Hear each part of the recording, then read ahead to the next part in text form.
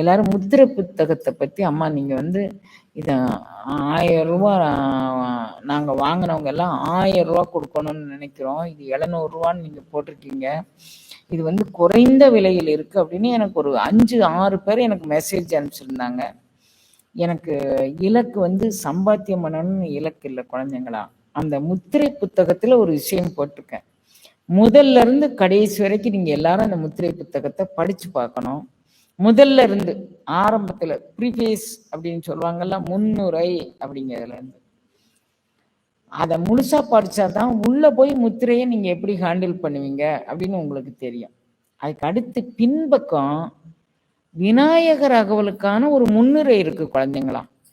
அது வந்து யோகத்துல தேடுதல் உள்ள எல்லாருக்குமே அது ஒரு உச்சத்தை தொடக்கூடிய உணர்வை தரும் அப்படின்னு நான் நம்புறேன். நான் எழுதின மாதிரியே எனக்கு தெரியல குழந்தைங்களா. நான் வந்து முத்திரை புக்கு கையில கிடைச்ச உடனே அந்த புக்கை எடுத்து அதை எப்படி வடிவமைச்சவங்கள ரொம்ப ரொம்ப முயற்சி எடுத்து அது வடிவமைச்சு 3 அல்லது 4 நாளைக்குள்ள அந்த புஸ்தகம் நம்ம கையில கிடைச்சிச்சு. அற்புதமான ஒரு முயற்சி. அதை நான் என்ன சொல்லி பாராட்ட முடியும்? இல்லை, பேரண்ட நாயகன் அவர்களுக்கு நீடிய ஆயுள், நிறை செல்வம், இகம் பரம் இரண்டிலும் அவர்கள் எதை அனுபவித்தாலும் நிறைவான வாழ்வாக அவர்கள் அனுபவிக்கணும் அப்படிங்கக்கூடிய ஒரு வாழ்த்தை தான் சொல்றேன். நான் சும்மா தான் எழுதின குழந்தைங்களா. இது வந்து வடிவமைச்சது, டைப் பண்ணது, அதை திருத்தி அமைச்சது எல்லாமே நம்ம பிள்ளைங்க.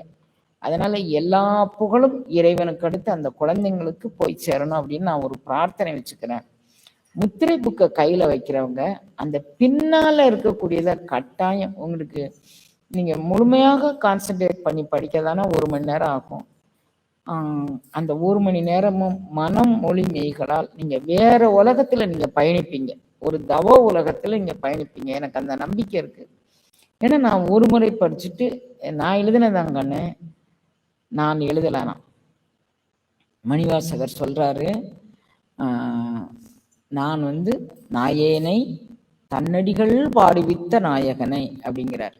நாயேன்னா அவன் என்ன கொண்டு அவனுடைய அடிப்பேர் என்ன அப்படி அடின்னா அது ஒரு அனுபவ நிலை. நாயேனை தன் அடிகள் பாடுவித்த நாயகன் அப்படின்னு சொல்றேன். அதனால நான் அதை எழுதலை குழந்தைங்களா.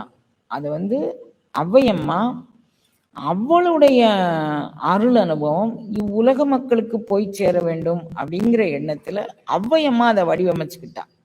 அதுதான் உண்மை, அதுதான் சத்தியம். நானே 3 தடவை புஸ்தகம் வந்த பிறகு நானே 3 தடவை அதை படித்தேன். இன்னும் எனக்கு படிக்கணும் அப்படிங்கிற மாதிரி ஒரு அனுபவமா இருக்கு. அதனால கட்டாயம் அந்த புஸ்தகத்தை வாங்கி நீங்க அந்த அனுபவ நிலைகள் நீங்க எல்லாரும் பெறணும் அப்படிங்கிற நோக்கத்துல தான் ஔவையம்மா இந்த இதை வடிவமைச்சிருப்பாங்க அப்படின்னு நான் நினைக்கிறேன். திருவுருள் கூட்டி வைக்க நீங்க எல்லாரும் அந்த அருள் அனுபவம் பெறணும். அதை வாங்கி நீங்க வாங்கினவங்க அப்படியே விளக்கு முன்னால வச்சிடாதீங்க குழந்தைங்களா. வாங்கினவங்க கட்டாயம் ப்ரீஃபேஸை பார்த்துக்கோங்க. அப்புறம் பின்னால போட்டிருக்கிறாங்க இந்த அவ்வை அம்மாவுடைய அந்த விநாயகர் அகவல்ல பின்னால போட்டிருக்கிறாங்க, அதை பார்த்துக்கோங்க. அப்புறம் தேவையான போது தேவையான முத்திரைகள் செய்து நீங்க எல்லாருமே மன நிறைவும் உடல் நிறைவும் பெறுங்க அப்படிங்கிறதோடு இந்த பதிவை நான் இப்போது நிறைவு செஞ்சேன்.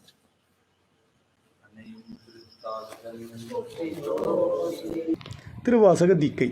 திருவாசக தீக்கை என்பது திருவாசகத்தின் 4 நெடும்பாடல்கள், அதாவது சிவபுராணம், கீர்த்தி திருஅகவல், திரு அண்டப்பகுதி மற்றும் போற்றி திருஅகவல் ஆகியவற்றை ஓதி திரு அண்டப்பகுதியினை 108 முறை ஓதி கும்ப ஜபம் செய்து அக்கும்ப நீரினால் தீக்கை பெறுபவர்களை நீராட்டுவது. இதன் மூலம் திரு அண்டப்பகுதியின் மந்திர உருச்சொற்களால் முயற்சியும் நம்பிக்கையும் இடையறா அன்பும் உடைய அன்பர்கள் திருவாசகத்தின் சிறப்பினை அனுபவ பொருளாக உய்த்து உணர்வார்கள்.